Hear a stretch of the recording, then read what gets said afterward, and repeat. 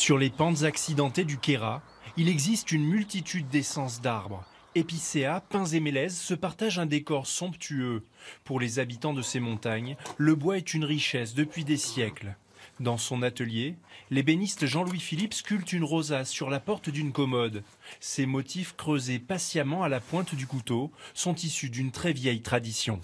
On retrouve dans le Queyras des meubles qui sont datés du XVIe, XVIIe siècle, qui étaient déjà ouvragés avec ce type de motifs, qui ont quelquefois une symbolique, hein, comme le soleil ou la croix du Queyras. Je suis tombé dedans quand j'étais tout petit, puisque mon père a créé son entreprise en 75. En 75, j'avais 4 ans. Voilà, donc tout jeune, je me suis retrouvé à passer du temps dans l'atelier. Pour avoir des meubles d'exception, Jean-Louis a décidé de faire sécher son bois naturellement.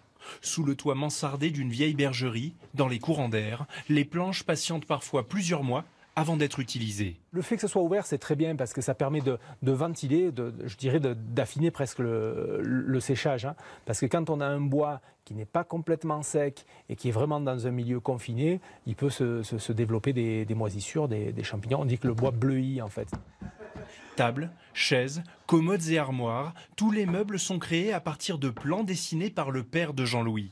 Depuis 25 ans, il reproduit les mêmes modèles sans aucune lassitude.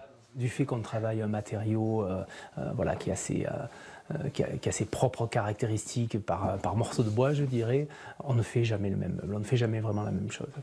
Entre deux sculptures de meubles, Jean-Louis aime se ressourcer sur les sentiers enneigés du Queyras. Aujourd'hui, il en profite pour surveiller la croissance de jeunes pins sylvestres. Ce contact avec la nature lui rappelle son enfance. C'est ici qu'il a découvert sa passion pour le bois. L'amour du travail du bois, effectivement, il commence dans la forêt, il commence quand on est minot, quand on sculpte une écorce pour en faire un petit bateau, pour le mettre sur le petit canal d'arrosage.